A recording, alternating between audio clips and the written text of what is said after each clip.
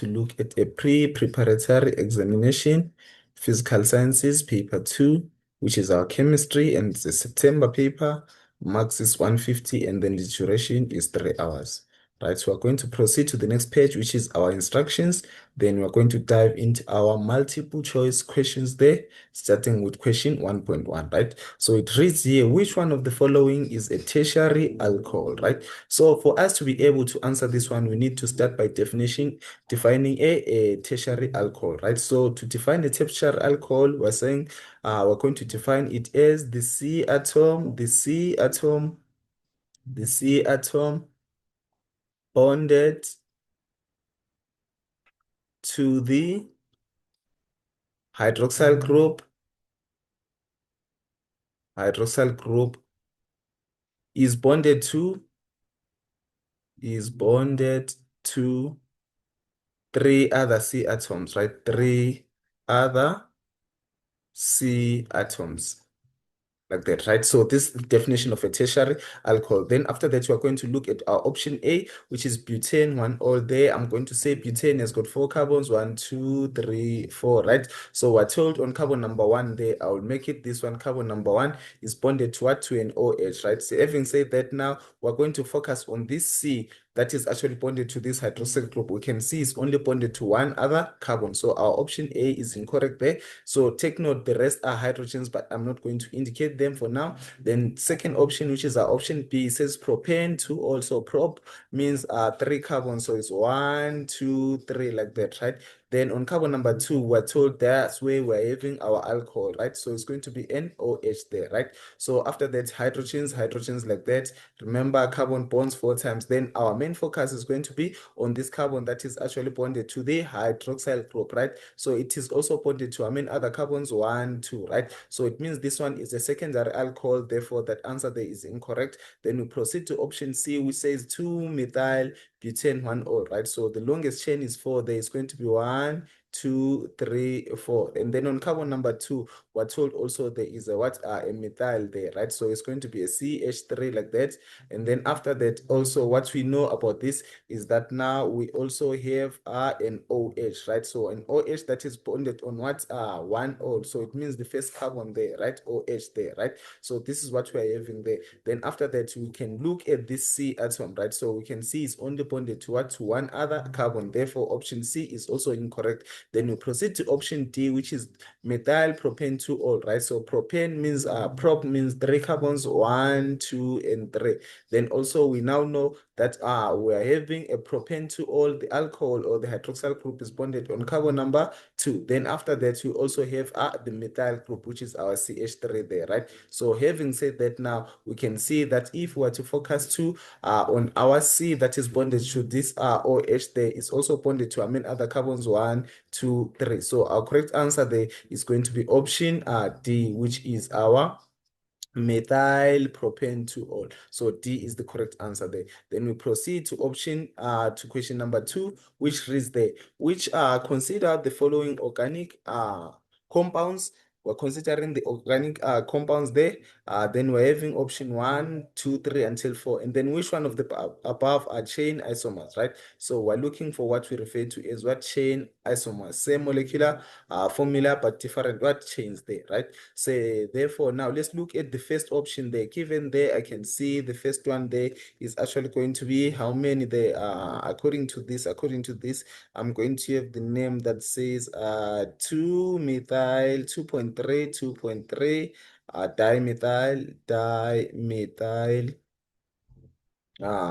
butane, right? Butane, like that, okay? So 2-methyl, 2.3 dimethyl butane. So allow me to write on this side. So we're having 2.3 dimethyl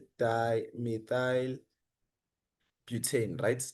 So this is the structure that we are having there. So for 2-methyl type, 2.3 dimethyl, we're going to say have something like this: 1, 2, 3, 4 carbons there. Then after that, now we know on this here we're having our methyl groups, right? So I'm going to say an H there, an H there. Again here on this one there, I'm also going to have another CH3, right? An H, an H like that, right?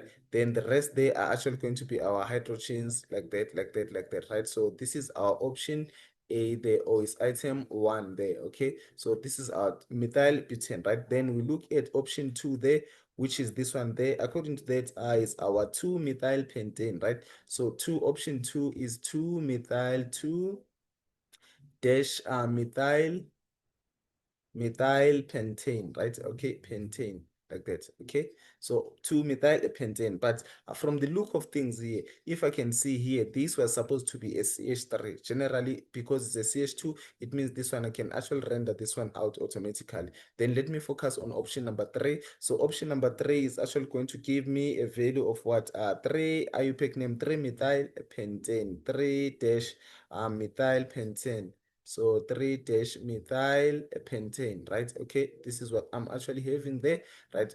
From the look of things here, I think these two, they've already have the same molecular formula, which is C6 at the top there, then H what 14. And then for option 3 also, I'm having there a C6 then H14 there, right? So having said that, now if we're to look at option 4 there, it seems like because we're having this there, it's actually going to have what? A triple bond, which is more of what? An alkyne. And then from the molecular formula, I can say 6 H at 10 there, therefore is actually incorrect. So the correct options that I'm having there are going to be option 1 and 3. So it means now the correct answer there that I'm actually going to have there for number 2 is D there.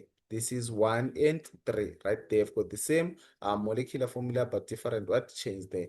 Then we proceed to question 1.3, which reads which homologous series is a formyl group, the functional group of, right? So now we're looking for the formyl group, which is the functional group of what, right? So start with the carboxylic acid, right? The name for carboxylic acid there in terms of the group is referred to as the carboxyl group, right? So carboxyl group, automatically you can see this is the wrong options.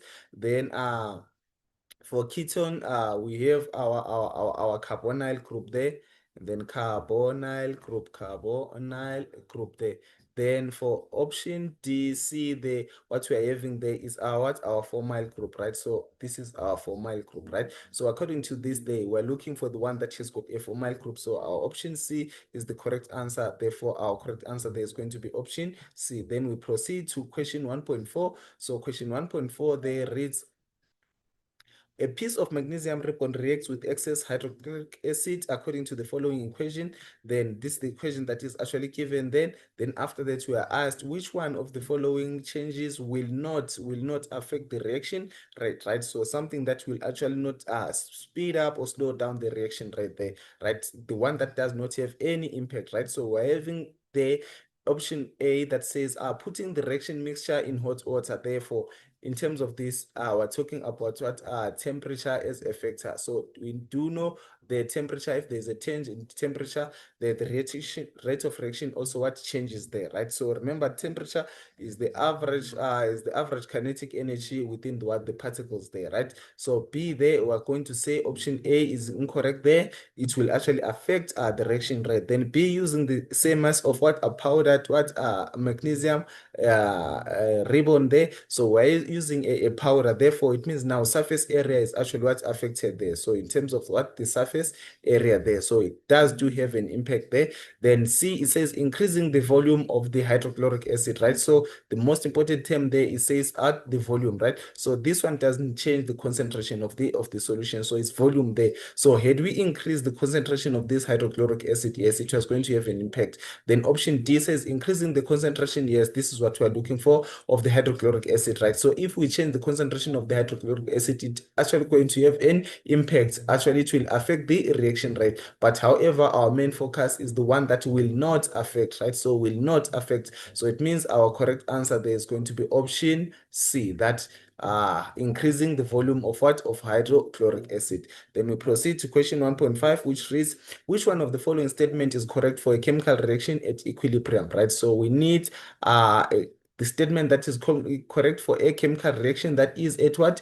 Equilibrium, right? So now we're saying the concentration of the reactants and the products remain constant. Which one of the following statement is correct for a chemical reaction at equilibrium, right? So it means now the concentration of the reactants and the products, they remain what? Constant, right? So here the concentration of the reactants and the products remain constant, right? Yes, this is the correct answer there. This is the correct answer that you're looking for. So to go through option B there, the concentration of the reactants is equal to the concentration of the product. This is also incorrect. Then the reaction is stopped. No, it's not, it hasn't stopped. Then option D is the number of moles of reactants is equal to the number of moles of the product, which is also incorrect. Therefore, the only answer that is actually correct there is going to be our option A, right? Then we proceed uh to question 1.6. So 1.6 reads there, solid sulfur, which is SA there, reacts with oxygen O2 to produce sulfur dioxide. So we're given the reaction equation there, which is that one there. Then after that, now we're saying which is the correct Kc expression for the equilibrium constant for the above reaction. So we're looking for the Kc expression, right? So in terms of this Kc there, we're going to say our Kc is equivalent to the concentration of the products, right? So these are our products there. I'm going to say concentration of our products, which is SO2 there, then the exponent of what? Of 8 there, right? And then all over the concentration of our reactants, right? So it's going to be concentration of what? 8 O2 there.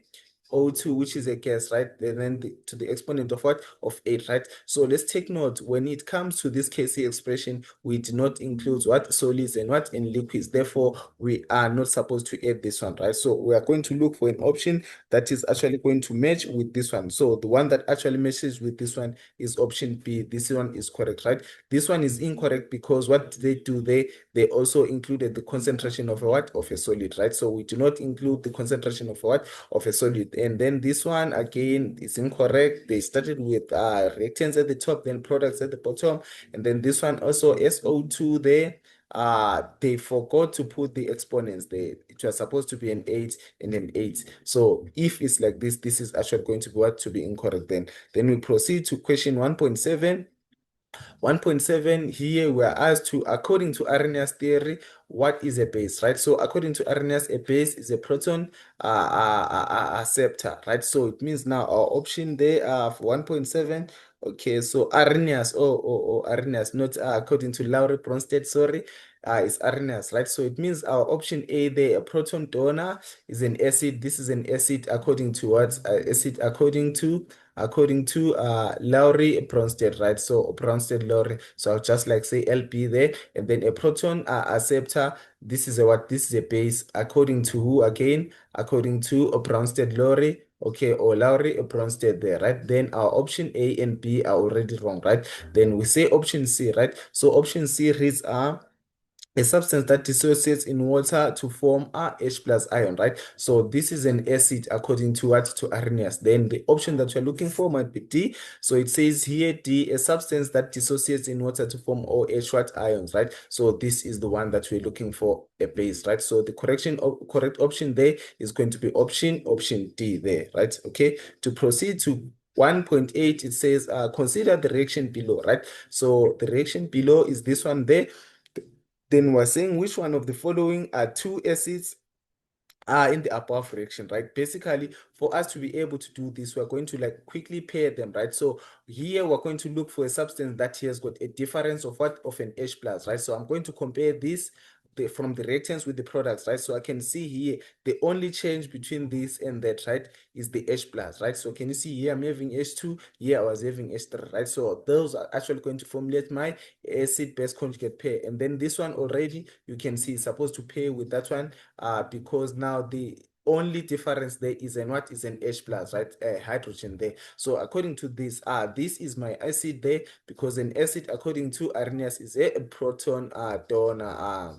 According to Laura Bronsted, is a proton donor. So therefore, this is my acid there, right? So automatically making this one my base there. So this one again, remember I'm supposed to have an acid and a base on the same side. So this one is going to be what? A base there. And then on this other side, I'm going to have what? An acid, right? So now it means the things that we are looking for, they our what? Our acids there. So according to this one is the acid, right? And then the other acid is on this other end, which is that one there. So let's look for the option that actually matches those two options. So it's H3, it's going to be our option C there, right? So can you see option C is H3PO4 and H2CO3 there, like that, right? So the correct option there is going to be option C, and then the rest of these are actually what's incorrect there. Then to proceed to the next question, so the next question reads there, a galvanic cell is constructed from cadmium and nickel, and then what is the correct notation for this cell there, right? So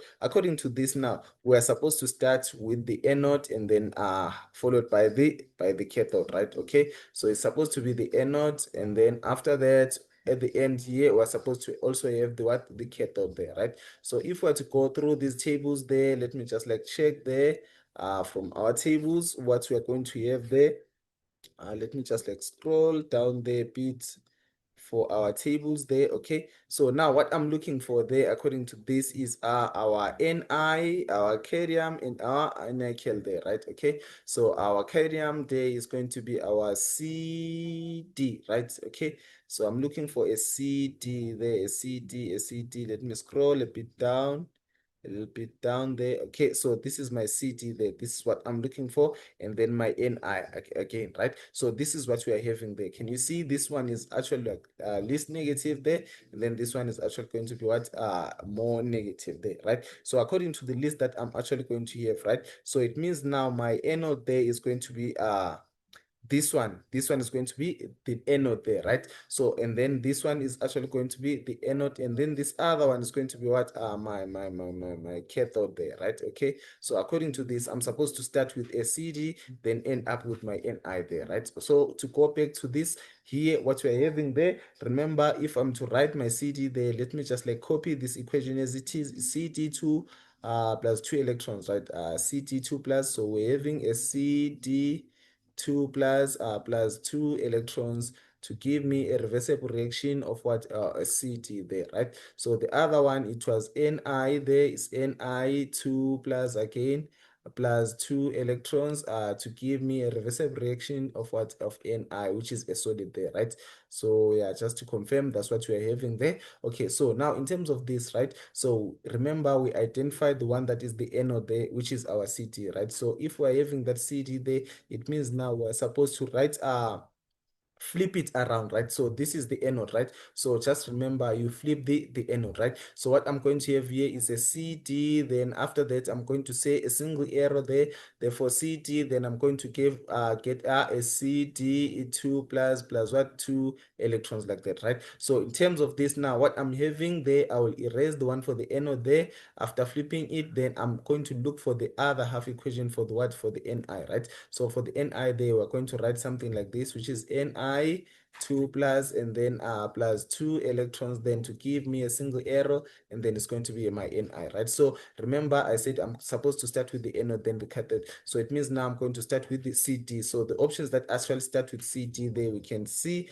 already it's C only, right? Not Cd2 plus. So it's Cd, then another one again for Cd2 plus there we have. Then after that, we go to the cathode, which is this one. Can you see we start with our Ni2 plus, then we end with what? Our Ni there. So it means our correct option there is going to be option C. That's the correct option that we are looking for. Then to proceed to 1.10 there, which reads, which one of the following half reaction takes place at the cathode, right? So the main focus is going to be our cathode, right? So remember, of an electrochemical cell, use 2 electroplate and ion spoon with what? With silver, right? So remember here at the cathode, what do we have there, right? Okay, so reduction takes place at the what? At the cathode, right? Reduction takes place at the cathode, right? So how do we actually define reduction, right? So reduction in terms of electrons is the gain of electrons, right? So which is the gain is the gain of what? Of electrons, right? I'll just write E negative there. So we're gaining electrons, right? So if we're gaining electrons,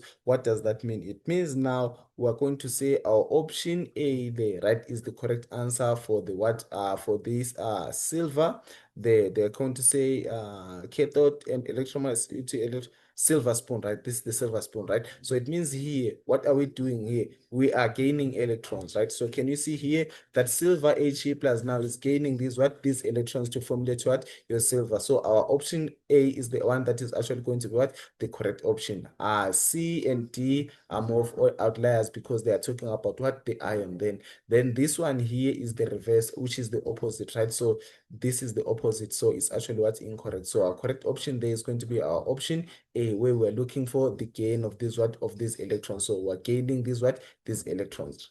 Then we proceed to question 2, which is now our structured question there. So question 2 reads there, it says the letters A to E, the letters A to E.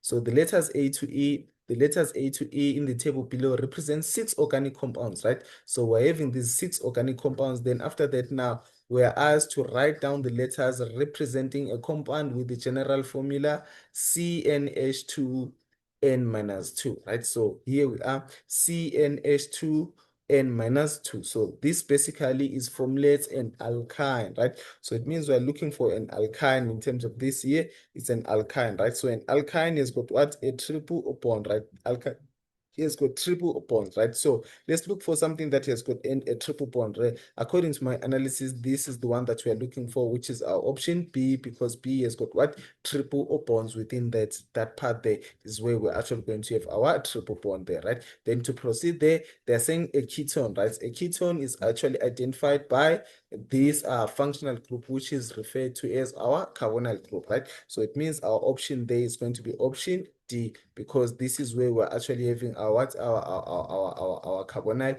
group then. Then we proceed to 2.1.3 there. It says a compound that can be used as a fuel, right? So we usually break down these large alkanes, right?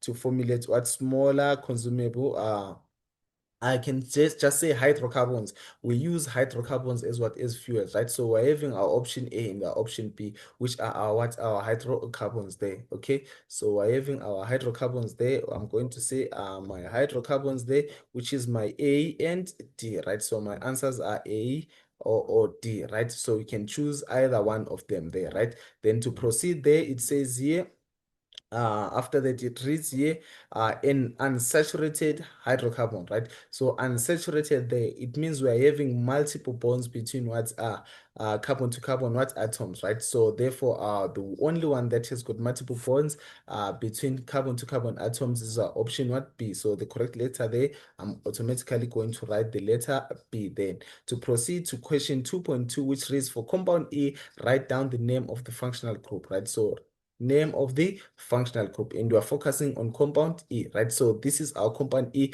which is our butanoic acid, right? So butanoic acid there, the compound, the name of the functional group there is referred to as the what? The carboxyl group, right? Okay, carboxyl group, like that. Okay, so that's how we identify the name of this what? Functional group, which is a what? A carboxylic acid, right? From a carboxylic acid, their functional group are referred to as a what? A carboxyl what? Group, right? Then also on E, we're asked to write down the structural formula of its functional isomer, right? So we're looking for a functional isomer, right? So for a functional isomer there, it's just a matter of us changing a size there. Remember, the number of carbon atoms won't actually change. Usually when it comes to functional isomer, carboxylic acid usually go with what? With esters. Therefore, I'm going to draw a structure of an ester there. I'm going to say one there, maybe start with my hydrogens there, bond my hydrogens like that, like that. Then after that, I'm going to say C again, the one that now formulates this ester. It's going to be C double O, then C double bond O, then C again. Then I'm actually going to retain my number of what? Of carbons there, which is, I mean, two of them. Since we're having a four, Therefore, remember the number of carbons, they do not change. They should always remain what? The same, right? So this is how I was actually going to what? To write down the structural formula of the functional group of this question. So the answer there for 2.2.2 is that one there. That's the structure they are actually looking for. Then to proceed to question 2.3, it reads here, write down the IUPAC name of the compound C, right? So we're looking for the IUPAC name of compound C, just to scroll up there to compound C, right? In terms of counting, right, remember we're supposed to count from the side that is closest to the substituents or the branches, because this is a haloalkane, right? So in terms of this, if I'm to count here, I'm going to say carbon number 1, carbon number 2, carbon number 3, then carbon number 4. What does that mean? So this one becomes my side chain or my substituent. So 4 or 5, 6, 7, and 8, right? So it means now I'm having the longest chain as 8. But if I decided to count on this side, right, I'm going to say 1, 2, 3, 4, or 5, right? Can you see now, if I'm to count like this, it means now the substituent is actually going to have what? A higher number there. So the correct numbering should start at the top, then going way downwards, right? Having said that, now allow me to just like erase all these other numbers there at the bottom. Then now we know on carbon number 4, we are having that methyl group, and then on carbon number 3, we're having also that chloro there, right? Or our halogen there, right? So it means now in terms of this 1, 2, 3, 4, or 5, okay. 1, 2, 3, 4, 5, 6, 7, 8, right? So the longest chain is actually going to be 8 there. Okay, so on carbon number 3 and on carbon number 5, we're having this chloro. This chloro, let's take note of that.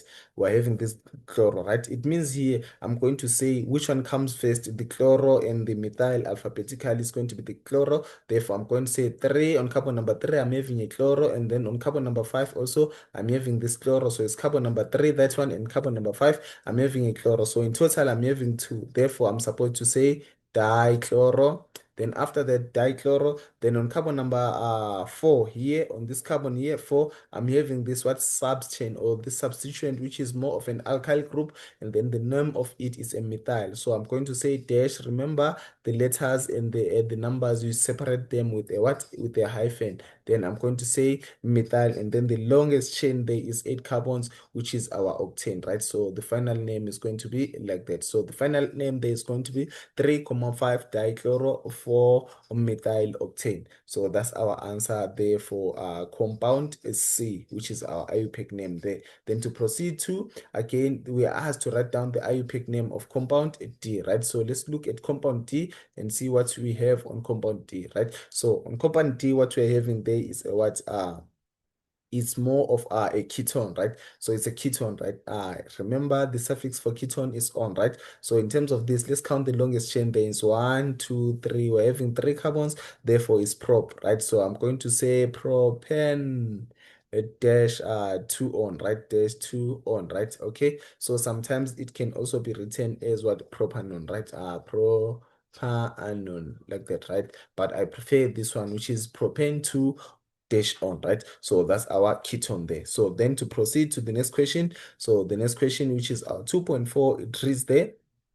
Write down the IUPAC name of the functional isomer of D, right? So write down the IUPAC name. So we're looking for the IUPAC name of the functional isomer of D, right? So it's a functional isomer of which compound, which is D, right? So in terms of this day, we're going to have remember ketones, they go along with what with aldehydes, right? So it's a matter of us changing this functional group and then putting it where. So we're going to move this functional group and put it where at the end there, right? So remember hide aldehyde, they like to hide where at the end there. So having said that, now it means now I'm going to have the same number of carbons there, which is 3. Then I'm going to say proper null, right? So proper null. So it's going to be, this is the name of the what? Of the isomer for what? Or functional isomer of what? Of D there, right? Then we proceed to question 2.5, which reads write down the structural formula of a chain isomer. So we're looking for a chain isomer of compound A, right? So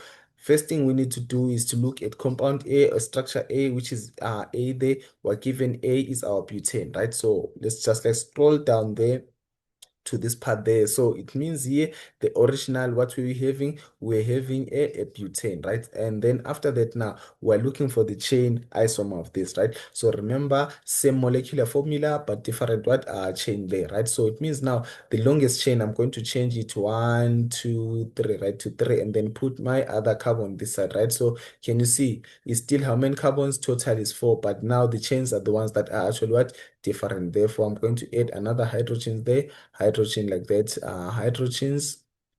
Please do not forget these hydrogens. Always add them. Remember, carbon bonds how many times? 4 times. So it means basically what we are having here is 2 methyl 1, 2, 3 propane, right? So it's 2 dash methyl propane, right? Okay, so this is the functional isomer or the chain isomer of what? Of compound A. Then they are saying here again, write down the structural formula of compound E, right? So let's look at our structure E and see what we have there. For E is a butanoic acid, right? So butanoic acid, right? So having a butanoic acid now, it means we are looking for that structure. They're saying what we should write down the structural formula of compound E, right? So if it's butanic acid, it means we're having a total of how many carbons? 4 carbons. 1, 2, 3, and then 4, right? So to make it an acid, it must have an OOH, right? So which is our functional group, like that carboxyl group, right? So this is the final part. Then after that, now we're supposed to add our hydrogens like that. Hydrogens. So this is the structural formula of what? Butanoic acid, right? Take note of the functional group there at the end, which is our COOH, like that, right? Okay, so then we're going to proceed to question 3. So question 3, there is the vapor pressure of two organic compounds at a specific temperature are compared, right? So at a specific temperature are actually what? Compared, right? So now we're having our butane there and then methyl propane, right? Molar mass is almost comparable, which is the same. They've got 60, 58 grams per mole. Then the first question there is they were supposed to define the term vapor pressure, right? So let's define the term vapor pressure. So vapor pressure is defined as the pressure exerted by, I'm going to write it down, the pressure exerted by a vapor, a vapor at equilibrium, at equilibrium with its liquid, its liquid in a closed system. Closed system. Okay, so please make sure you master these definitions, and then I will actually like underline some of the keywords that we need there. So your definition should actually contain the pressure there. Then after that, exerted by a vapor, it's equilibrium with this liquid in a what? In a closed system, right? Take note of the word closed system there. We do not use isolated system in terms of paper 2. We use the term what? Closed system. Then we proceed to 3.1.2. So 3.1.2 reads which one of the two compounds has the highest vapor pressure, right? So we're looking for the one that has got the highest vapor pressure, and then we're asked to only write A or B, right? So according to our analysis there, which one is actually going to have a highest vapor pressure? So it means our option is going to be option B. Then here we're actually going to explain here why we're saying our option B is the one that is actually going to have a highest vapor pressure. Then 3.1.3 says I fully explain the answer to question 3.1.2. So we're supposed to what? To explain this answer, right? So I'm going to like use this space on this other end there to explain what is actually happening there. So in terms of that, I'm going to say A, which is our compound A there. A has a largest surface area. A has a larger surface area. Then I will say the second point there is going to be say, therefore, if it has got a larger surface area, it means now it has got stronger intermolecular forces. Therefore, it's going to have stronger intermolecular forces, stronger intermolecular forces. Then the last option there is going to be say more energy. So more energy is needed to overcome, is needed to overcome, needed to overcome, intermolecular forces, intermolecular forces. Okay, basically, what does this mean? So it means here in terms of A, so if we are having more energy that is needed to overcome intermolecular forces, it means here this one is going to be having what? A high boiling point there. Okay, so they're saying here, fully explained to the answer 3.1. So it means it's going to be having a higher boiling point, right? So high boiling point there, and then automatically its vapor pressure is going to be what? A low vapor pressure, right? Okay, so it means the other one there, which is our option B, is actually going to be having, in terms of the vapor pressure, it's actually going to be having a highest vapor pressure and a low boiling point, right? Then after that, we proceed to question 3.14. Says give a reason why, the above comparison can be considered as being fair, right? So what's the reason why these are considered as being fair? Because now, if we were to look at this molecular formula there at the top, right, we can see that it's actually what 58 for both of them, right? So I'm going to say the same molecular mass, right? Okay, sorry, same molecular mass instead of formula there. So I'm going to say the same molecular mass. Okay, so my first option there, same molar mass, right? Okay, I'm going to say same molecular mass, like that. Okay, then the second option I can say, oh, if we look at these, all these are actually what? Alkanes, right? So it means now they belong to the same homologous series, right? So I'm going to say same homologous series as option number 2, same homologous series. Therefore it means these are actually what are comparable there. Then I'm going to proceed to question 3.2, which says the compounds propane 1-ol and propanol, right, compared, which compound has a higher boiling point, right? So we should to specify which one is going to have a higher boiling point, and then after that we need to fully explain our answer. Then we're going to make use of this other space here. So we're comparing propane 1-ol with propanol, right? The other one is an alcohol and the other one is a ketone, right? So according to this here, I'm going to say 3.2 there. We're having question 3.2 there. I'm going to say propane 1-ol. So I'll start with propane 1-ol. Propane dash 1-ol is the option, right? So is the answer. So the one that is actually going to have a higher boiling point is going to be propane 1-ol, right? So that's the answer there. Is propane 1-ol is going to have a higher boiling point, right? So, okay, so then after that, I'm going to say again now in terms of my explanation there, I'm going to say propane 1-ol has hydrogen bonds. So I'm going to say propane 1-ol has hydrogen bonds, right? So it's going to be hydrogen bonds, right? So that's the first part. Then what about propanol there? So in terms of propanol, what we have, propanol has got dipole forces. Propanol has dipole or dipole forces, right? And then I'm proceeding to the next point then in terms of the comparisons in terms of this, right? So intermolecular forces, I'm going to say intermolecular forces. Allow me to write IMF. Please do write this in full as intermolecular forces. Okay, in propane 1-ol, in propane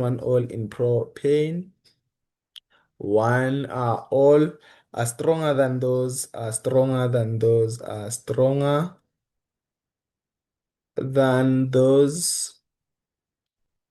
in propanol. Okay, so propanol, like that. Okay, then the last bullet there, I'm going to take in terms of what? In terms of energy. So I can just say more energy is needed to overcome intermolecular forces. More energy is needed to overcome. Allow me to say IMF, right?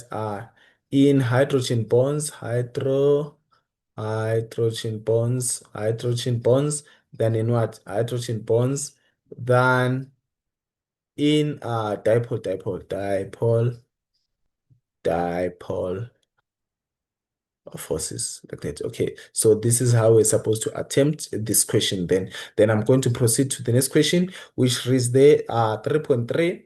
Question 3.3, it says the table below shows the results of an investigation regarding the melting points of organic molecules, right? So we're given those organic molecules A to C there, right? Then they are asked to write the independent variable for this investigation, right? So the independent variable for this investigation is going to be what? Okay, so let's look at what changes there, right? So it means here we're having a butane, AAE, all these are alkanes, right? So, but in terms of this, what is actually changing? The type of branches. Can you see? So it's going to be what our independent, what our variable there. So it means here, the one that is actually going to say the independent variable, we're actually going to say branching there, right? So branching is the independent what variable, right? So the dependent variable there is going to be what our boiling point there. Okay, so now we're asked to explain the trend in boiling points of for the above what investigation, right? Okay, so now I'm going to formulate a trend and just say from A to C. Okay, I'll just say from A to C. Okay, so what's happening from A to C? Then after that, I'm going to say here, uh, less branching. Okay, I'm going to say less branching, less branching. Okay, then after that, I'm also going to say uh, less branching and then stronger intermolecular forces. Now it means as we are going down the group, our intermolecular forces become what? Stronger intermolecular forces, stronger intermolecular forces. Then after that, what we are going to talk about is energy, right? So I'm going to say more energy is needed to overcome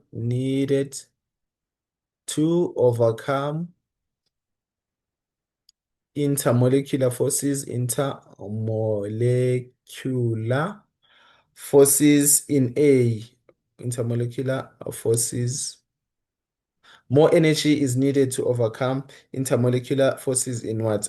In C, sorry, in C. Molecular forces in C than in what? Than in A, like that. Okay, so this is our answer for 3.3 there. Can you see that the boiling point is actually what's higher there, and then this one is actually what's lower there, right? So it means now we need more energy in what? In C compared to what? To A there, right? So you just like formulate a trend. Do not compare A versus B, then B versus C, then C versus A. Just formulate a trend, say from A to C, right? So can you see the branches, they become less and less as we are going down the group like that, right? So it means now what happens there? It means our intermolecular forces, they become stronger, and then what if they become stronger? What happens there? It means now we're going to need more energy to overcome them. Then we proceed to question number 4. So question number 4, they were given a flow diagram which shows the preparation of different organic compounds from this is the one that you're given there, CH3, CH2, CH3. Then X, Y, and Z represents what? The organic reactions there, right? So this is the table or the flow diagram that we're given there. Then it says write down the type of reaction represented by reaction X. So to focus on X there, so we started with something there to give us compound A, right? So in terms of compound A, then what are we going to have there? Okay, so we're going to say from A to this, right? To an alkene, right? So to an alkene, there is going to be what? Elimination, right? Okay, so I'm going to say the first one there is going to be what? Elimination. We're eliminating elimination, right? Okay, so why do I say elimination? You can see here we started with what? With something that is actually saturated here. So it's something that is actually going to be saturated, right? So here we're actually having what? Something that is actually what? Unsaturated, right? So remember, we're using the term saturated loosely, especially it comes to this what? Compounds, right? But generally, we are saying here there is actually going to have what? Single bonds. Then here we're having double bonds. Therefore, this type of reaction there should be what? Our elimination reaction, right? Then for Y, the compound Y there, what is happening for Y, for reaction Y there? So we started with something that is saturated again. It has got single bonds, and then also we're having an alcohol there, which is also our single bond. So alcohols, they do actually have what? Single bonds there, right? So if we started with something that has got a single bond and ended up with something that has a single bond, this one is going to be referred to as what? Our substitution, right? Substitution, substitution. Okay, so because now there is an alcohol that is actually formulated there, so basically what I know is that basically the general reaction, if I was to be specific in terms of this, I was going to refer to as being hydrolysis, like that. Okay, so it's a hydrolysis reaction. Then we also have our reaction Z there. So this is our reaction Z there. Can you see there's also our sulfuric acid, the H2SO4, to formulate and what? An alkene. So we started with something that has got single bonds, and then now we ended up with something that has got what? Double bonds, right? So it means the type of reaction there is actually going to be what? Our elimination, right? So elimination reaction, right? So then to be specific in terms of elimination, what type of elimination do we have there? I'm going to say is dehydration, right? So it's dehydration. Okay, then we proceed to the next question. Then they are saying reaction X takes place in the presence of a strong base, right? So reaction X there is a strong base, right? Can you see the strong base is our sodium hydroxide there, right? That's a strong base. Then they are saying here, write down the IUPAC name of the compound A. So the compound that is actually going to be formulated at A there, right? So we're looking at this here. What is it that is actually going to be formulated at A, right? So it means here what we are going to have here is 2-bromo-propane, right? So we're going to say 2-bromo-propane, right? So it's 2-bromo propane, 2-bromo propane, like that. Okay, this is what you're going to have there in terms of this 2-bromo or propane, right? Then after that now, so it's just the name there. IUPAC name is going to be 2-bromo propane, right? Propane. Okay, so you can see it's a halo alkane or an alkyl halide, right? So now they're saying balance the equation for the reaction X using structural formulae, right? So now we're looking for the equation X there, this one from here to that one, using our structural formula, right? So already we know we're having our 2-bromo-propane. So it means prop means I mean carbons, 3 carbons there. Allow me to write here, try to squeeze it there. 1, 2, 3. And then carbon number 2, we're saying we're having a bromo, which is my Br there, right? So this is what I'm having. Then the rest there, I'm going to add my hydrogens like that. Hydrogens, please do always include all these hydrogens, and always remember your carbon always bonds how many times? 4 times, right? So what did we add there? We added this sodium hydroxide, right? So it is a strong base there. I'm going to say sodium hydroxide, NaOH, right? So now what are we going to have is our product. Allow me to write it underneath there. So it's an arrow. Then let me just like change color to show the product there. So my product there is going to be what? A double bond, right? So can you see it's an alkene? So an alkene there, what type of an alkene? The number of carbons, they do not change. So I'm going to have 1, 2, and then after that, I'm going to say 3, right? So for us to formulate an alkene, it means here, this bond there is the one that we're actually going to what? To eliminate there, right? So it means now we're going to have a double bond instead of what? Of a single bond. Then after that, you're going to add our hydrogens like that. Hydrogens there, hydrogen at the top there, and then another hydrogen, then hydrogen again here. So always remember your hydrogens should bond how many times? 4 times, right? So it means now we're left with something again. It means now I'm going to say my NABR plus my what? My water there, my H2O, right? So this is how we're supposed to like to go about it, right? So in terms of like the balanced equation for the reaction of what? Of compound X there, right? So it means now what did we start with? We started with this haloalkane, which is our 2-bromo propane. Then we added to what? Sodium hydroxide. And then what do we formulate there? We are going to say it's an elimination reaction, right? What did we actually eliminate there? So it means we eliminated this hydrogen there, this Br, as well as a what? A hydrogen, right? So which hydrogen there? This hydrogen there, right? So we eliminated those. Then after that, now it means now we are actually going to formulate that double bond there that you see there. Then after that, the sodium and the bromine, it means this Br, they're actually going to what? To formulate a bond to make us what? An NABR. Then this hydrogen also is going to attach to this OH, formulating our what? Our H2O. So that's how we go about that equation. Then 4.2.3, they said write down the IUPAC name of the alkene that is actually being produced, right? So this alkene there that is actually going to be produced. So it's 1, 2, 3. So it's a 3-carbon chain. Therefore, it means now we're going to have an answer of what you got that one correct is going to be prop 1 in, right? So it's going to be prop 1 in, okay? So I'm going to say here what you are going to have here is prop 1 in there, propene. So I'm going to just like change color there and say prop dash 1 in, right? So because wait, we actually have our double bond there on carbon number 1 there. So that's the answer for that question. Then to proceed to the next question there, it says 4.3 there, state two differences in reaction conditions for X and Y, right? So it means for X and Y, we're looking for differences in what? In reaction, two differences in reaction conditions for X and Y, right? So I'm going to start with X there. X there. So what's there in terms of X there? It means X, we're actually going to have a concentrated strong base, right? So for X there, we're going to have a concentrated strong base. Okay.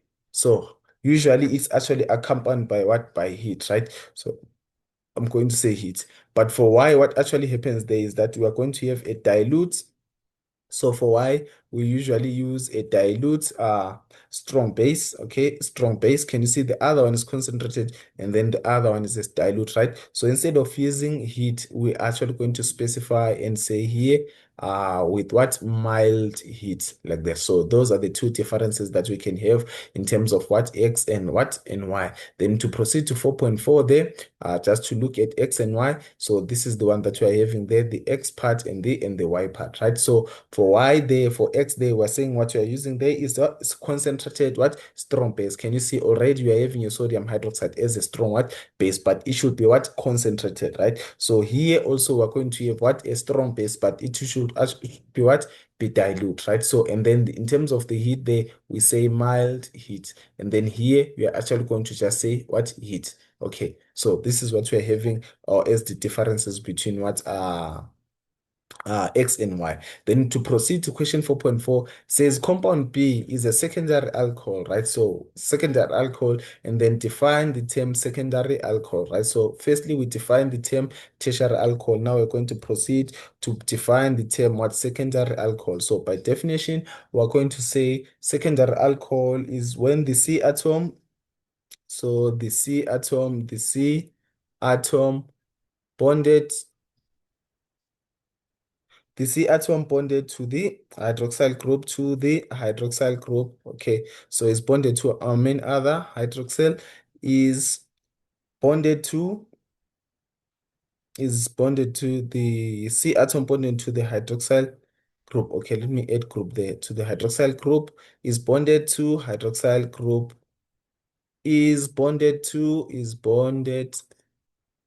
to two other C atoms to two other C atoms. Okay, so that's how we actually what go about that question. Then we proceed quickly to question 5 there. So 5.1 reads glucose is metabolized in the human body through the following simplified equation. So this is the equation that is given there.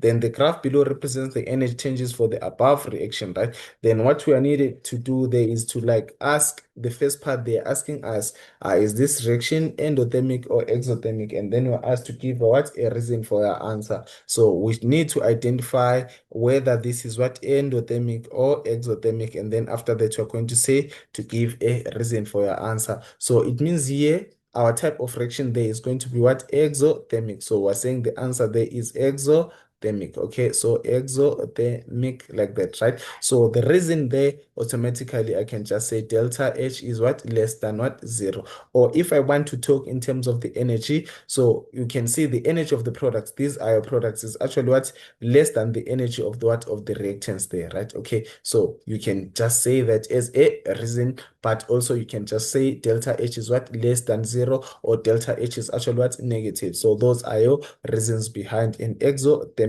reaction, right? Then 5.1.2 says express the following in terms of the energy values A, B, and C shown in the graph, right? So the energy of the activated complex, right? So activated complex, remember, unstable transition from the reactants to the products flow. So it means here we are at the peak there. So at the peak there, it means we are going to have our value or symbol A. Remember, we're asked to indicate in terms of what A, B, or C there, right? Then to proceed to 5.1.2, which is B, then the activation energy of the reverse reaction, right? So a reverse reaction is more of like a mirror of this one. So it means now our product is actually going to be here at the bottom, now becoming our reactants. Then our reactants are now our what? Our product. So this is what we're having there, right? So the same thing that we're actually going to have there. So it means now the activation energy of the reverse reaction now is actually going to be from what? From A until what? Until C. So we're going to say our answer there is A until what? Until C.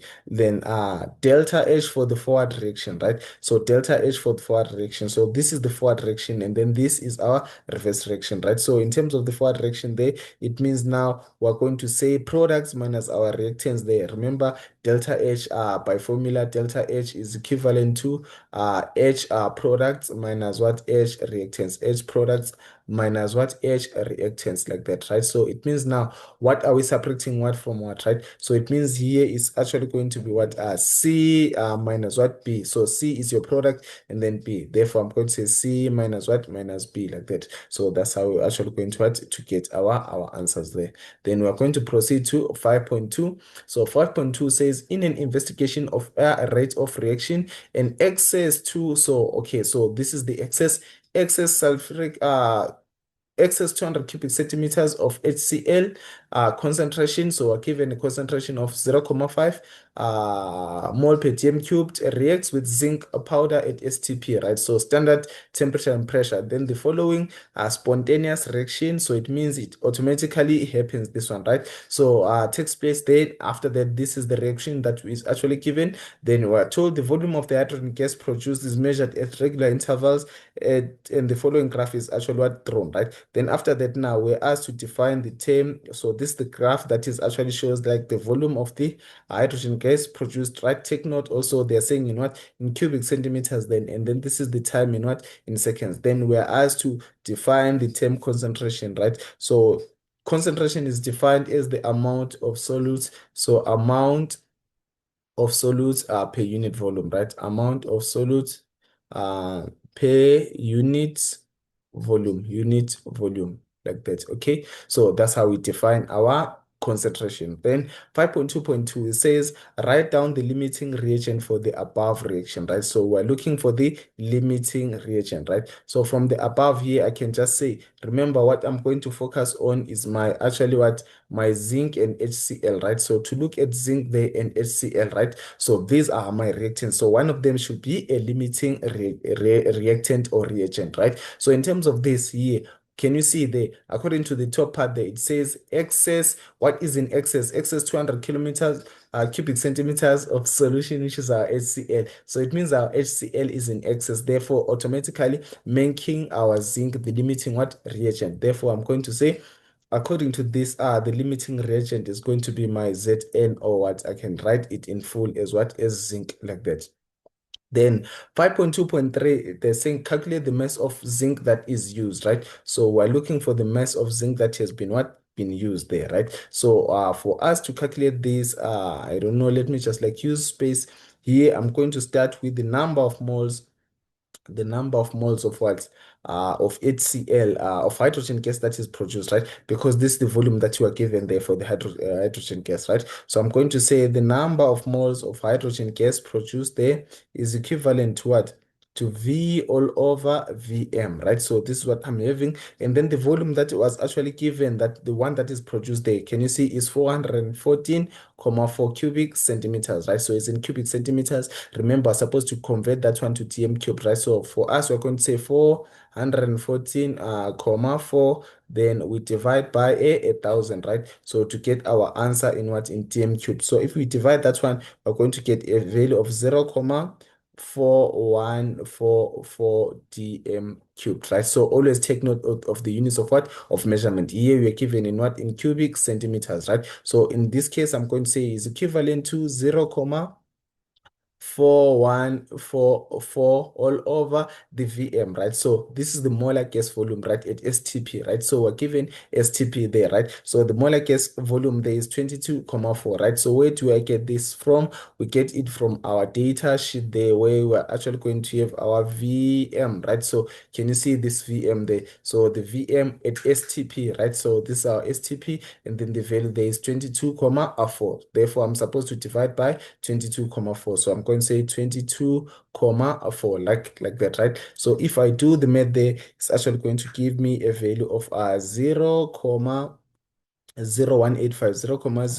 0,0185 moles, right? So these are the moles that I'm actually having in terms of what? Of the hydrogen, right? Then allows me to erase this other part there at the top. Then after this, now I'm supposed to use the mole ratio to calculate the one for what? For zinc, right? So I'm going to say here, according to my balanced equation there, I'm going to say mole ratio, or mole ratio. So according to the mole ratio there, I can see this is zinc versus HCl, right? So zinc versus, sorry, my hydrogen gas is 1:1, right? Therefore, I'm going to say Zn there versus my H2 gas. So we have calculated the moles of the gas there. So according to the mole ratio there, balanced equation, this is 1:1, right? What does that mean? So if I started with 0, if I use 0,0185, automatically on this side also I should be using the same what number of moles. So it's 0,0185 like that. Therefore, now for me to calculate the number of moles of zinc there, I'm going to say number of moles of zinc. So N of what? Of zinc there is equivalent to M all over M, right? So what do we have? Therefore, this is the same as the mass that is actually given is what I'm looking for. But the number of moles I already have there is 0,0185. So I'm going to say 0,0185 is equivalent to M, right, all over the molar mass of what? Of zinc, right? So if you can just like refer to your periodic table, you'll find that zinc has got a molar mass of what? Of 65. If I'm not mistaken, there is our zinc there with a molar mass of what? Of 65. So we divide by 65, right? Then after that, you are supposed to make M the subject of the formula, right? So it means we are supposed to cross multiply. So 65 multiplied by that, we're going to get a value of what? Let's just do the math. Therefore, my M there is equivalent to 1,202525 grams, like that. Okay, so this is the mass that is actually what needed there, the mass of zinc that was actually what used there. So that's how we attempt question 5.3 there, right? Then we proceed to question 5.4, 5.2.4. Then they say the same mass of zinc granules is used instead of what? Zinc copper powder, right? So now they're using what? Granules, right? So more of like granules. I don't know how to explain it, but it's more of like the peel part, right? There is the powder. Remember, there is the powder part, and then there is the more of what we refer to as a peel. So the powder and the peel is more of like the differences between these two. Then how will this affect the rate of what? Of reaction there, right? So how will this affect the rate of reaction, right? So choose increase, decrease, or stays the same, right? So it means now how will the same mass of zinc granules is used? Okay, so now it means we are decreasing the what surface area there, right? Our surface area is the one that is actually being what? Affected there. So it means now the correct answer there is going to be what? Decrease, right? So I'm going to just say decrease, right? So it's going to be a bit slower because now we're using granules instead of what? Of powder. Here we're actually having more reaction sites, right? In terms of the powder, and then here is now granules. It means we're having what? Less reaction sites, right? Then they are asking us to use the collision theory there for 5.24b. Use the collision theory, right, to explain the answer to question 5.2.4, right? So this is our B. This is how we're going to attempt our B there. So it means there is a decrease in surface area. There is a decrease in surface area. Okay, because now we're using what? Surface area. We're now using what? Our granules there, right? So what does that mean in terms of that? If we decrease the surface area, therefore it means less particles with what? Correct orientation. Less particles with correct orientation, correct orientation. Then after that, we're also going to talk in terms of what effective collisions, right? So if we're having less particles with correct orientation, it means now we're going to also have what? Less effective collisions. So less effective collisions, effective collisions, uh, collisions per unit time, per unit time. Okay, so this is how we attempt that 5.2.4b there. Then to proceed, 5.2.5, it says a suitable catalyst is used to the reaction mixture, right? So a catalyst, remember, there is there to speed up the rate of what? Of friction, right? So now we're asked to redraw the graph above in your answer book and label the given curve as A. And then on the same set of axes, sketch the curve that will be obtained if a catalyst is actually what? Added, right? And then label this one what? Curve B, right? So what I'm going to do is just like more of copy that one down there. I just redraw it. So what I'm going to have there is like that, and then what was I having is time and volume of what? Time. I'm actually going to say time in seconds. And then here I'm going to have my volume again. Volume in terms of this, it was in cubic centimeters. I will leave it like that, right? So the first one that I'm going to start with is the one that I'm going to copy there, which is my A, right? So I'm going to write my A there. So my A is going to go up like that. Let me just like make it a bit less steep. Okay, so this is my A there. So it's going to go like that and then curve like that, right? So I'm going to call this one A, right? So the one with the catalyst there, I'm going to use a dotted line and a different color. So they will start from the origin, but this one is actually going to be what? A bit what? Steeper. Therefore, I'm going to say B, right? So take a note of the amount of product that is being formulated there, right? It remains the same. It's not affected, but what is actually affected is the rate of reaction. So a catalyst just speeds up the rate of what? Of reaction. So B, can you see, is more steeper than what? Than A. So B is more steeper than what? Than A there, showing that here the reaction rate is actually what? Is actually faster. Then we proceed to question 6. So question 6 reads there, hydrogen iodide, which is your HI there, hydrogen iodide is allowed to decompose in a 5 dm closed container, right? So at a temperature of 425 degrees, according to the following balance equation. So this is the reaction of hydrogen iodide to produce hydrogen gas plus iodine gas, right? Then there are two, we're told here, when the mixture reaches equilibrium, right, at 425 degrees, it is found that 0.02 moles of H2 is present in the container, right? So at equilibrium, we're having that 0.02, right? Then the equilibrium constant for this reaction is what? 0.016, right? So this is our Kc there. So we're given that one down there, right? So the first question there that we're given there, it says define the term closed system, right? So we're referring to the term closed system, right? So it's a system that is actually isolated from its surroundings. A system, we're going to say a system that is isolated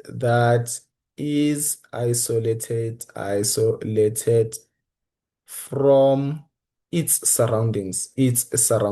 Okay, so this is the definition of a what? Of a closed system, right? So it means now they do not interact with the outside what? Environment, right? So then after that, calculate the initial number of moles, right, of HI in the container. Okay, so this is where we're actually going to make use of the rise table, right? So I'm going to say, according to this, allow me to use the space there at the bottom, right? So I'm going to say divide this into our main equation, 2HI to give me, so it's 2HI like that, to give me my hydrogen, which is a gas, plus my iodine, which is also what? A gas, like that. Okay, so this is what I'm having there is my original equation, right? So I'm going to make use of the rise table there. I'm going to like draw something like this. Okay, let me use the end part of this page there. So I'm going to have something like that. And then here I'm going to split it into 3 different parts there. Two, and then let's say the third one there, right? Okay, so here I'm going to say here I'm having my 2HI there, 2HI. Then here I'm also having my I2 like that, right? Okay, then the final one is, let me just start with hydrogen there. I'm going to say my hydrogen there. This is my hydrogen, which is my H2. Then the last one is going to be my I. 2 like that. Okay, this is what I'm actually going to have then. Then after that, now I'm going to also formulate different tables there. Okay, so I'm going to say a ratio, the starting part there. I'm going to say my ratio. Then after that, I'm going to say initial moles, right? Initial moles, the moles that we started with, right? Then I'm also going to draw there, pardon my drawing, my lines a bit like not straight there. Then change in what? In moles, right? So we're going to say change in moles, right? This is my C there, which is my change in what? In moles, right? Then after that, now I'm going to proceed to have another one, which is my equilibrium moles, right? So this is my E part, right? So equilib, allow me to write just equilib moles there. Then after that, now I'm going to have the one at what? At equilibrium, right? Okay, concentration at equilibrium. So this is the table that I'm actually going to have there. So I'm going to just like use square bracket to represent what our concentration. Okay, so this is the table that we are going to manipulate there, right? So after this, now we can actually try and plug in the values from the what, from the data that has been what actually provided, right? So to go back to here, it means here generally I can start with something like this, right? So at start here we're having this. It means there were no products, right? Okay, so according to the mole ratio, let's just like fill the mole ratio here is going to be 1 is to 2 is to 1 is to 1 like that, right? Okay, so what we know here is that we started with nothing there. So we started with our reactants. It means we did not have our products, right? So initial moles of these ones, two, which are our products, I'm going to safely write 0 0, right? So we know along the way these ones are actually going to increase and these ones are actually going to what, to increase. So the change they were supposed to use a positive. However, on this other one, it means these ones, they are actually going to be used up to formulate our what, our products. Therefore, I'm going to put a negative. Then here equilibrium moles now, and then the concentration there, right? So let's look at this. What are we given then? Here it reads here in the mixture, when the mixture reaches equilibrium at 425 degrees, it is found that 0.02 moles of what hydrogen is present, right? So where was it? It was at equilibrium. So these are the equilibrium moles of what? Of H2, right? So under H2 there, it means I'm going to write a value of what? 0.02, 0.02, right? So according to this, what's the mole ratio according to this, right? So here is 1 is to 1. So if I use 0.02 this side, so it means here I should also have used something like 0.02. Like, okay, so it's going to be 0.02. Then we leave it like that, right? So in terms of that, again, I can even ask that since we started with 0, then now we're having 0.02. What does that mean? It means we added how many? 0.02 again. And then here we started with 0, now we're having 0.02. Then therefore it means I also added, 0.02. Then having said that, now we are supposed to look at the concentration, right? Okay, so now let me just like employ my Kc expression there. Remember, Kc expression is equivalent to the concentration of my products, which is my H2 there, my hydrogen gas, multiplied by the concentration of my iodine gas, like that. Then all over the concentration of what, of my Hi there, which is my reactant, right? Hi there. Then I'm supposed to square that one, right? Then also, what am I given there? I'm given my value there, my value for what? The equilibrium constant. So the equilibrium constant there, can you see that we're given a value of what? Of 0.16 there. So that's my equilibrium constant there. So equilibrium constant is 0.16. It means my value for Kc there, I can say 0.16 there, right? So let me just like use a different color. Therefore, I'm going to say 0.16. 0.16, 0.016 is equivalent to, okay, so now what are we going to have there, right? So we need to get the concentration of these two, right? So remember how to calculate our concentration. Concentration is equivalent to the number of moles over volume, right? So I'm going to start with this one here. I'm going to say concentration of what, of hydrogen gas there is equivalent to the number of moles all over volume, right? Therefore, what do I have there? The number of moles is 0.02 all over the volume of this container, which we are told there at the top is, 5 tm cubed, right? So all over 5 there. So if we divide the 0.02 divided by 5, we're going to get a value of, let me just see there, 0.02 divided by 0 by 5. Okay.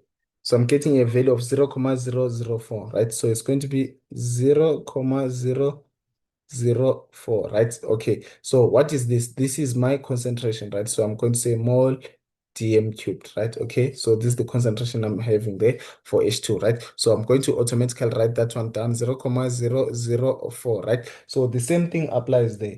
The same thing applies. The same thing applies. What are we going to have on this other end? It means now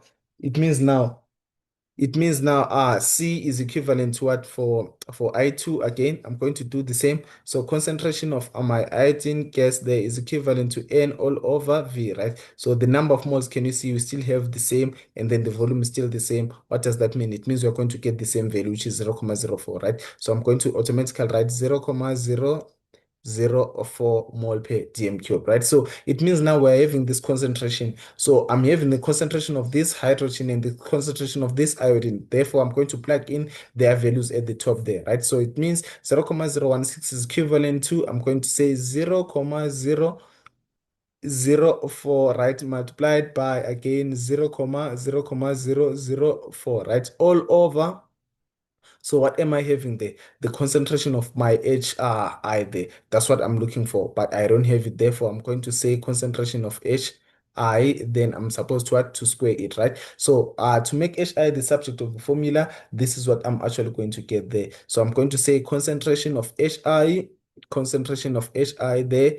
Allow me to just like make a shortcut there. So I'm going to say automatically root of, so to remove the square there, right? So it's going to be the root of 0,04, 0,004, which is multiplied by also 0,004, right? All over there. So all over what? So that's 0,16, right? 0,016, right? So if we were to do our math there, we should get a value of what? 0,00316 like that, right? So this is the concentration that I'm actually going to have there, right? So which is 0,0316, right? So this is the concentration there, a mole dm cubed, right? Mole per dm cubed like that, right? Okay, so that's the concentration of this one, right? So now for me to get my equilibrium moles there, so we need to say number of moles at equilibrium.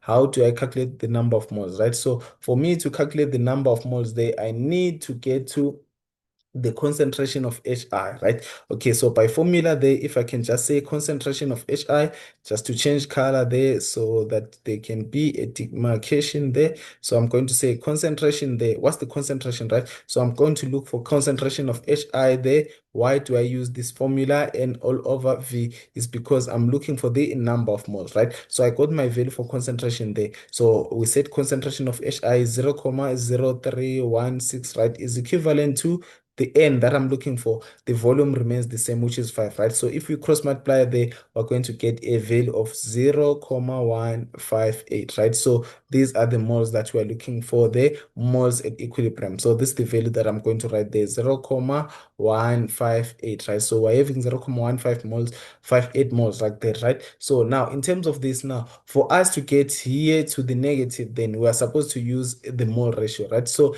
the mole ratio says 2 is to 1, right? So if the mole ratio says 2 is to 1 there, in this side here for hydrogen, we're using 0,02. What does that mean in this side? It means on this side, we are going to use double. Therefore, I'm going to multiply 0,02 multiplied by 2. Therefore, I'm going to say my answer that I'm going to get is 0,04, right? 0,04, right? So mathematically, allow me to do it like this. So I'm starting with A there, and then I'm going to get my change there. If I subtract B there, I'm going to get the value of what? Of C, right? So mathematically there, if I'm to write it, A minus B is equivalent to what? To C, right? So now my A there, to make A the subject of formula, A is equivalent to C plus what? Plus B, right? So in terms of this, it means my C there is 0,158, 0,158. Then I'm supposed to add my my B there. So I was subtracting, since I actually transposed, it means it's a positive. So I will add 0,04, right? So my final answer there, if I add, I'm getting a value of what? Let me just quickly do the maths there. 0,04 plus 0,158 0,158. So I'm going to get a 0,198, right? So it means my answer there is 0,198. So the moles that I actually started with is 0,198 moles. So my answer there is 0,198 moles there, right? So that's how we actually attempt that question for 6.3 then we proceed to 6.3 there. It says, how will each of the following changes affect the amount of hydrogen gas produced, right? Only increase, decrease, or remain the same, right? So more iodine gas is actually like is added at this, right? So what will happen if we add more hydrogen gas, right? So it means here we're going to say the answer is decrease, right? So it's going to decrease. Why? Because we're adding more of the what of the I2, which is our product in this case. So it means now in terms of the reverse reaction, so here it means we increase the concentration of this, therefore the reverse reaction is actually going to be what? To be favored, right? Then after that, now 6.3.2, the pressure is increased, right? Let's look at this value there for pressure. So the pressure is actually increased. If the pressure is actually increased, what is going to happen, right? So the pressure, remember, favors the side with the least number of moles, right? Pressure favors the side with the least number of moles, right? So if pressure favors the side with the least number of moles, this is what is going to happen. This is what is going to happen. We're going to say, according to this, let's look at the number of moles. This side we're having 2, and then this side is 1 plus 1 also, which is equivalent to what? To 2. Therefore, in terms of this, if we are to increase pressure, it means now it's not going to have what an effect because the number of moles are equal on both sides, right? Therefore, the pressure is increased. It means our answer there is going to what? Remains the same, right? So it means here I'm going to say remains the same, right? So that's our answer there, remains the same. Then after that, 6,4, it reads there 6,4 at 325 degrees. The equilibrium constant, which is your Kc for the reaction above, is 0,014, right? Is the reaction exothermic or endothermic? Then fully explain your answer, right? So the answer there is going to be our endothermic, right? So it's fully endothermic, right? So what do we do here? So let's look at this, right? At 325, was there an increase or decrease? So there was a what? A decrease, 0,014, right? We started with what at the top there? If I can just like erase there so that we can see. So we can see we started with what at Kc, they were having 0,016, right? So now it means what happened there? There was a drop, right? There was a drop in terms of the what? The Kc. After we did what? We decreased the what? The temperature. So here it means our answer there we're going to say is endothermic. So our reaction there is endothermic, right? So it's going to be endothermic, right? Then to explain this, allow me to use this other space there. So this is question what? Let me just like see the 6.4. So we're going to say 6,4, 6,4 like that, right? So we're saying the type of reaction is endothermic, right? So this is an endothermic reaction, right? Endothermic reaction. Then we are supposed to explain what is actually happening there, right? So in terms of the endothermic reaction, we're going to say decrease in temperature, a decrease in temperature, decrease in temperature. What does it favor? Decrease in temperature. Favors an exothermic reaction. Not and okay. Favors an exothermic reaction. An exothermic reaction. Exothermic reaction, right? Okay, so this is our first bullet there. Then after that, now we're going to say here, Kc decreases with an increase in temperature. Therefore, we can see the Kc decreases with a decrease in temperature.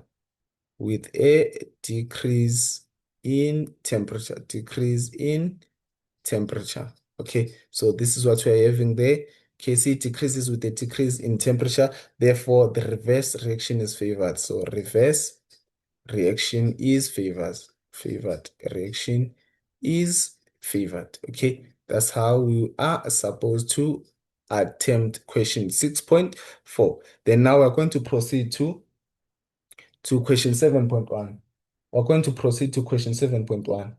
Question 7.1 reads there, 7.1 reads there, 2 grams there of magnesium hydroxide is reacted with 30 cubic centimeters of sulfuric acid solution of concentration. So we're given the concentration of the sulfuric acid there, which is 1,5 mole per dm cubed according to the following balanced equation. So our equation is there. That's direction there is actually balanced. Okay. So they are saying why is H2SO4 considered a strong acid, right? So this one is because it ionizes completely, right? So it ionizes completely. So I can just say it ionizes completely, ionizes completely.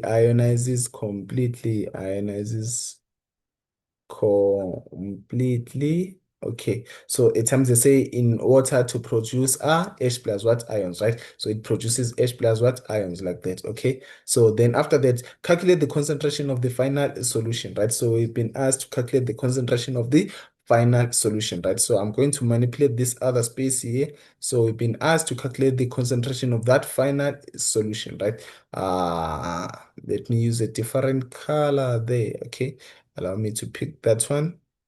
Therefore, we're going to say what we're going to start here with there. What are we given, right? So we're given the mass of what magnesium there, which is 2 grams. Okay. Then also what we have there, we can get the number of moles from this, right? Since we know magnesium hydroxide is MgOH, right? So it means now we can get that one, right? So it means now we are going to start with the number of moles, right? So I'm going to say the number of moles of what magnesium hydroxide, which is MgOH, right, is equivalent to, okay, so I'm going to say M all over M, right? These are the number of moles, right? Therefore, here, what am I given? I'm given the mass of this magnesium hydroxide is 2. Then if we are to calculate the molar mass there, we're going to get a value of 58, right? So which is equivalent to, so if we do our math there, 2 divided by 58, 2 divided by 58, what am I going to get there? I'm getting a value of 0.03448, 0.03448, right? So these are our moles that we're actually calculating, right? So moles, right? So after that now, I'm going to use the mole ratio, right? So allow me to say mole ratio. So I'm going to say mole ratio there, right? Okay. So mole ratio between what? My H2SO4, right? Okay. So H2SO4 versus my magnesium hydroxide, right? So mole ratio there, I'm going to say H2SO4 versus the one for what? For magnesium hydroxide, which is my Mg. OH like that, right? Then after that now, what does that mean? It means according to the balance equation there, we can see it's 1 is 2 is to 1. There is 1 there and then is 1, right? So it's 1 is to 1. Then after that now, I'm going to say, so the number of moles that actually reacted, right? So I'm going to say reacted moles there, reacted moles, the number of moles that actually reacted there.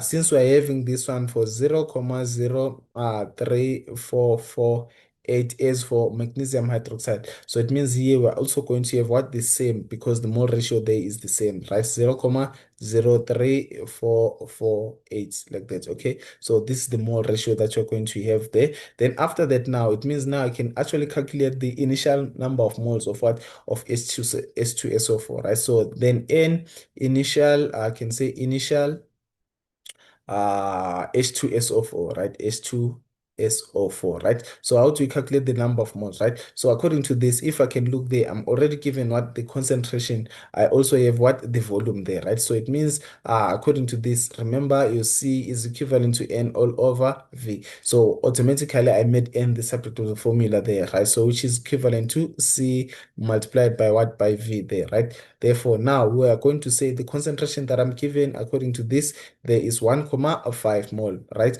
So per dm cubed. So it's going to be 1,5 then multiplied by the volume, right? So the volume there, can you see, is 30 cubic centimeters. And which volume should I use there? It should be in dm cubed. Therefore, I'm going to divide that one by 1,000. So if I can say 30 divided by 1,000 there, I'm going to get a value of what? 0.03, right? So it means here I'm going to say multiplied by 0.03, right? So if we do the math there, we're going to say multiplied by 1,5. I'm getting a value of 0.045, right? Okay, so I'm getting a value of 0.045, right? So 0.0, I can just say 0.045, right? Okay, so if you can round it off, it can be 0.05, right? Okay, so if I can just say this is approximately 0.05, 0.05, right? So these are the moles that I started with, right? So moles there. Then after that, now it means now I need my final moles of what? Of H2SO4, right? So I can say N final moles of what? Of H2SO4, right? So is equivalent to, so for you to get the final there, you're going to say initial moles minus reacted moles, right? Reacted moles, right? So if I have that one down then according to this, my initial moles are these there, which is 0.005 there, then minus my reacted moles. Where do I get them there? So it's at the top there, right? So these are the reacted moles there, right? So it means I'm having minus 0.03, right? So if I can do the math there, I'm going to get an answer of this is equivalent to 0.02 moles, right? If we subtract 0.05, let me just like write it close there, so that we can see that we are subtracting. Therefore, this is was 0.05, therefore minus 0.03, you're going to get a value of what? 0.02 moles, right? Then after that, now it means now we can calculate what we asked there. They're saying that calculate the concentration of the final what? Solution, right? So to get the concentration there, I'm going to say your concentration is equivalent to, so the concentration of my H2SO4 there, concentration of H2SO4 is equivalent to N over V, right? Number of moles over volume. Therefore, the number of moles is 0.02 all over the volume, which is 0.03. Remember, we're given the volume as 0, as 30. Therefore, we converted it what? To dm cubed there at the top there. When we divide it by what? By 1,000, that part there, right? Therefore, if we do the math there, we're going to get a value of what? 0.6767 mole per dm cubed. Okay, so this is the final concentration that we're actually having in terms of this. So our answer there should be 0.6767 mole per dm cubed, like that. Okay, then we proceed to 7.2. So 7.2 says a dilute HCl solution has a concentration of this, so we're given that, and then the dilute solution reacted with the concentrated solution of what? Sodium carbonate, and then define the term dilute acid, right? So for the term dilute acid, we are saying that it actually contains, this acid contains a small number of moles of acid, right? So it contains an acid that contains a small number, a small number of moles of acid, of acid. So we're comparing it what in proportion to the volume of water, in proportion to the volume of water, like that. Okay, so this is how we actually like define that part there for 7.2.1, right? Then 7.2.2 there, it says here, calculate the pH of this HCl, right? So according to the formula, I'm going to start with the formula on this other page here. I'm going to say, let me change color to blue there. Then according to the formula, pH is equivalent to negative log concentration of what? H3O plus what? Ions, right? So now if you look at this here, we already given the concentration of the what? Or 0.5 of what? Of this HCl, right? So in this case, a take note also, my H is actually monoprotic, right? So like this HCl, so if we were to say it ionizes there, it's actually going to give me my actually HNCl, right? So automatically it means here the mole ratio is 1:1, right? So we're looking for the concentration of this H plus or H3O plus, right? So H plus and H3O plus can be used interchangeably, right? So now we're given the concentration of this, right? 0.015, 0.015, right? So therefore is 2 the same as 0.15. Okay. Oh, okay. So take note, whenever it's monoprotic, right, we are actually going to automatically plug this value here, right? But if it's diprotic, we are now supposed to use what? The mole ratio. So to proceed there, I'm going to say minus log, therefore, what's my concentration there is 0.15. Therefore, remember, I'm no longer supposed to use the square bracket there. I'm going to 0.15 like that, right? So this is equivalent to then my pH there. So if I can just say minus log bracket there, 0.15 there. I'm getting a value of what is equivalent 0.82. So my answer there is 0.82, right? So remember, pH does not have your units there. So that's how we are going to answer it like that, right? Then to proceed there to the next question, which is 7.3. A solution is made by dissolving sodium carbonate, which is solid, in water, right? So then is the solution of sodium carbonate acidic or what? Basic. So we know this is sodium carbonate, so it has to be what? To be basic there, right? Then after that, now they're saying write down a balanced chemical equation that explains the answer in question 7.31, right? So to write this one down there, we are going to refer to the carbonate, right? So the carbonate is written as CO 3, 2 negative, right? 3, 2 negative. And then since we are adding it to what? To water there, right? So I'm going to say plus H2O. So plus H2O. Therefore, it's supposed to give us a reversible reaction there. A reversible reaction of what? So if we add there, it means now our oxygen, one of the oxygen is going to come and attach where? Okay, so we're having that. It means now we're going to have our carbon attaching there. Therefore, it means I'm going to have a HCO3 negative, CO3 negative, right? So it means that hydrogen there attached itself to what? To the carbon there, right? And then plus, what are we going to be left with? So since we gave out one H there, it means now we're going to have what? A hydroxide, right? So plus OH, right? So OH negative, right? Then to put the solutions, the state symbols there, I'm going to say like that, right? So where did we put this in? We put this what? In water. Therefore, this is our correct equation for the what? For this explanation of what is actually happening above. Then we proceed to question 8. So question 8 is there. An electrochemical cell is set up under standard what conditions, right? So write one function of part X, right? So part X there, we know it's a salt bridge, right? So X is our salt bridge there, right? So it's a salt bridge, right? Then if it's a salt bridge, now the functions there is number one. So function number one, it completes the circuit. So completes the circuits. So that's our option one there. Completes the circuit. Then number two, also as an option, is say it neutralizes excess electrons. So it neutralizes excess electrons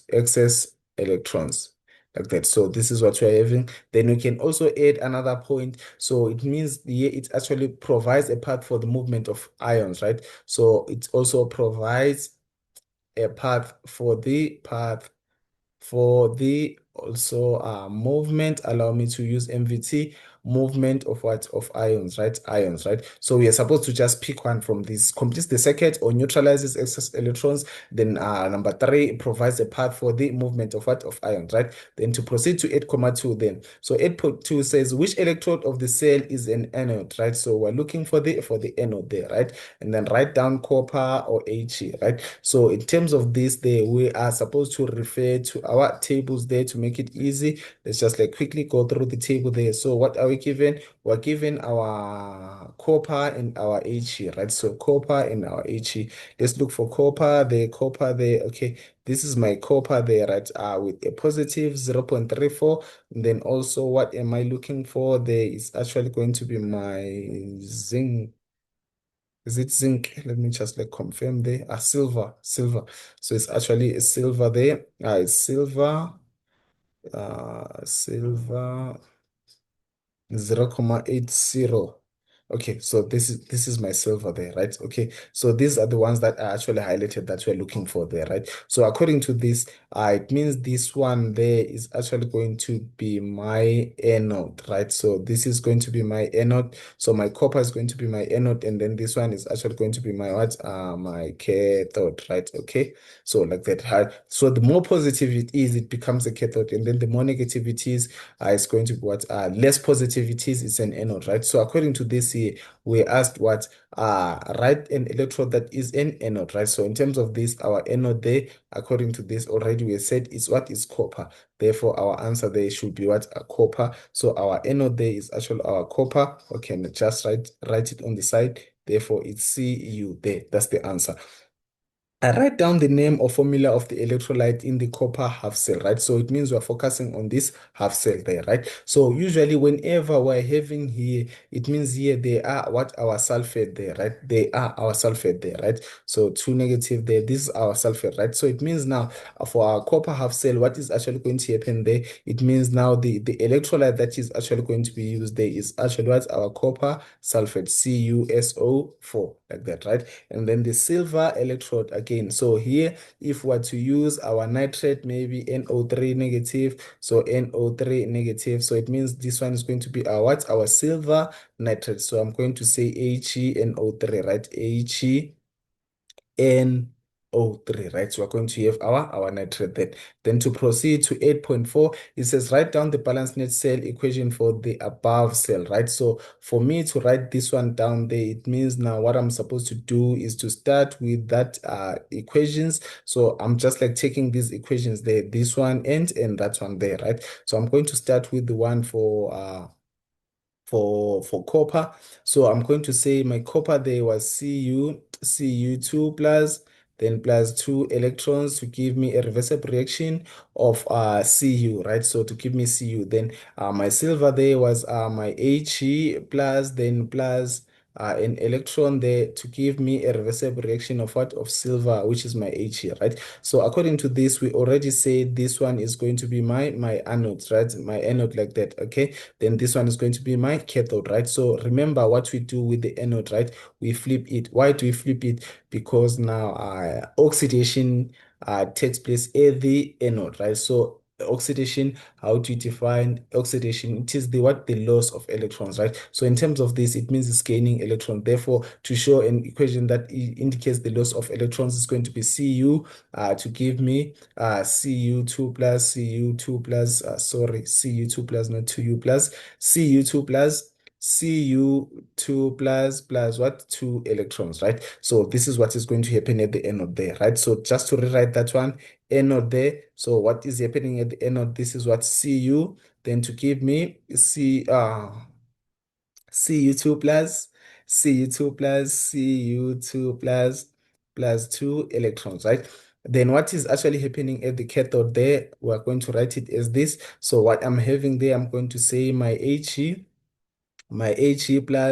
plus an electron to give me what an He, right? So this is what I'm having there, right? So now for me to write the net cell, overall net cell, balanced net cell overall equation for the above cell, right? So what I need here is to like balance the number of electrons, right? So as you can see here, what I'm having there in terms of the number of electrons, they are not balanced, right? So the copper is having what? 2 electrons, and then this one is only having 1 electron, right? So it means now I'm going to put everything in bracket and then multiply there. So it means now for my cathode there, I'm going to have a 2 He plus then plus 2 electrons to give me what? 2 He there, right? 2 He. So 2 He. So this is what I'm going to have, right? So now to write the net cell equation that now I'm going to say to put everything together, starting with the anode there. So the anode there, I'm going to say is a Cu.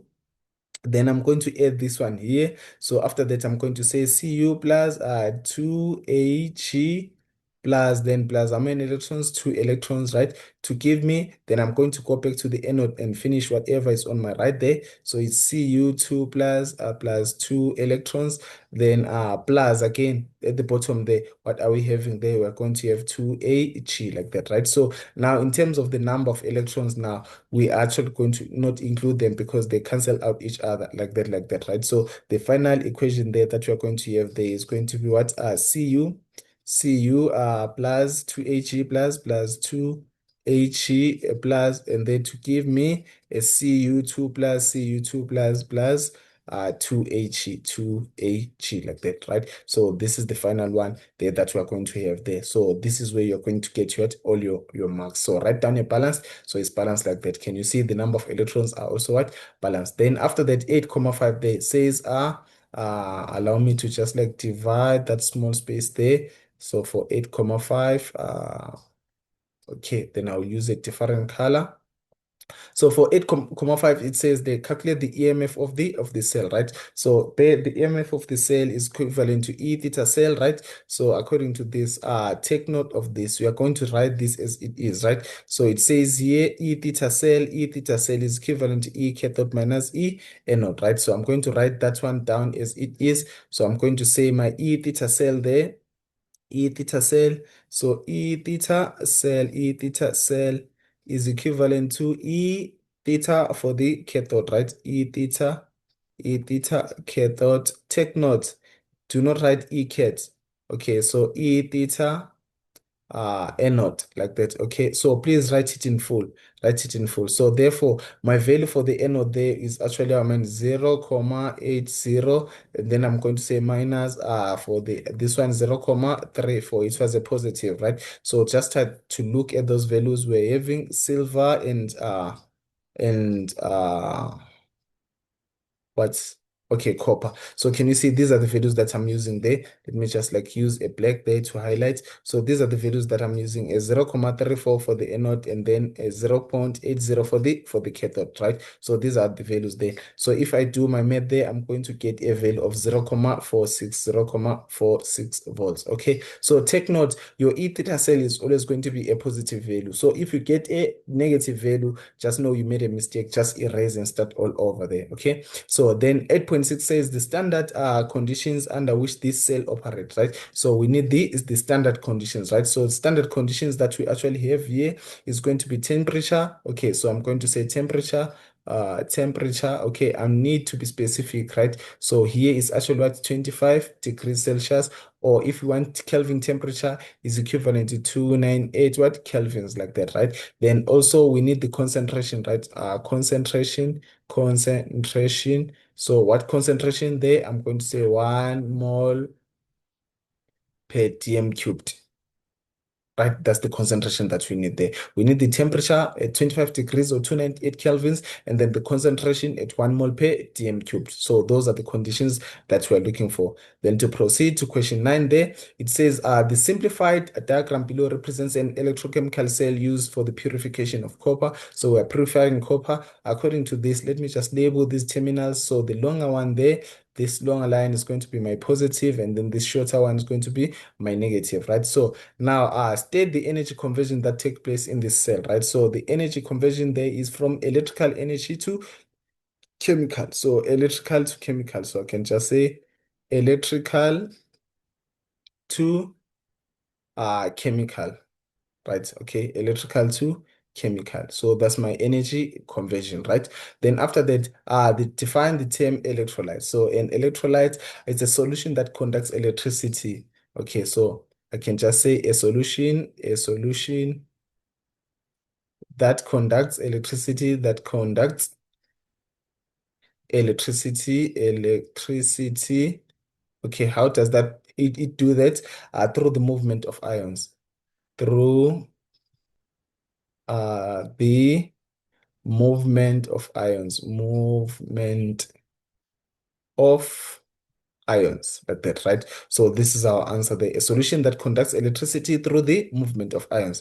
The 9.3, they were asked which electrode contains impure copper, right? Impure copper. So the one that is not pure there, write down electrode A or electrode B, right? So according to my analysis, there is going to be electrode A. Then I will explain why. So A there is the positive terminal. Remember, in terms of this, the positive terminal in terms of this is actually going to be what my anode, right? So my anode there, then I'm going to say anode, then I'll actually explain what happens at the anode. So oxidation takes place here, oxidation takes place there, oxidation here, right? So by definition, how do you define oxidation? Is the loss of what electrons, right? So loss of what, of electrons there. So that's my oxidation, right? So it means this one is going to lose these what are electrons to what, to electrode B right there, right? So now, and also the mass of this is actually going to decrease at the end of the day. This anode is actually going to decrease in what, in mass, right? So my correct answer there is which electrode contains impure copper. So I'm going to say my answer there is electrode what, electrode A. Then we proceed to 9.4. 9.4 reads Write down the half cell which takes place at electrode B, right? So we're focusing on electrode B, right? So as we can see at electrode B, what you're going to have there is our copper, right? So if we're having our copper there, right? So what happens at the cathode? So this is the anode and then the cathode, right? So I'm going to say cathode on this side, right? So this is the cathode that I'm actually going to have there. This is the cathode that I'm actually having there. This is the cathode that I'm actually having there. So at cathode there, what actually happens there is actually what a reduction, right? So I'm going to say reduction happens at the cathode, right? So reduction takes place at the cathode. Then after this now, if reduction takes place at the cathode, what also do we define? How do we define reduction? Is defined as the gain of electrons, right? So reduction is the gain of what? Of electrons, like that, right? So we're gaining our electrons then. Then after that now, it means according to this, our copper there, so there is a gain of what? Of electrons. Therefore here, write down the half reaction that takes place at the electrode. So I'm going to take my copper there, right? So I'm going to say my copper there is going to be Cu and then 2 plus, right? Plus 2 electrons, right? So can you see we are gaining these electrons, right? Then to formulate our what? Our copper. So we're gaining these electrons from this electrode to that one there, right? So these 2 electrons, these are the ones that we're having there, which is the gain of what? Of electrons, right? So a simple trick, once you see your electrons on this side here, it means we are losing electrons. But if you see them on your left, it means we are gaining, right? Then at the end of the day, number 9.5 there is is electrode A an anode or the cathode, right? So already we have actually identified that one. A is the what? Is the anode, A anode. So A for anode, I'm kidding. Just but A, according to the analysis, this is the positive terminal. Your A is the what? Is the anode there, right? So after that, we are saying 9.6 there. It says the 2 electrodes are replaced with carbon rods, right? Then if they are replaced with carbon rods there, it says here 9.61.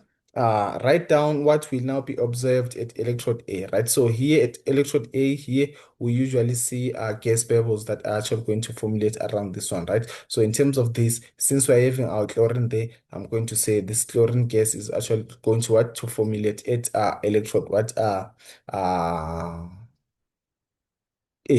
Then to proceed to the last one there, it says 9.6.2, write down a relevant half reaction that explains the observation made in question 9.6.1 there. So now we need to write down a relevant half reaction that explains the observation that is made in question 9.6.1, right? So according to this there, I'm going to say the chlorine, since it's diatomic, that's how I'm going to say 2Cl there, right? So to give us a Cl2, which is a gas, right? Cl2 plus what? 2 electrons there. So this is how we are supposed to write the final part of the question. Okay, that's the end of this question. I hope you actually enjoyed it. Thank you.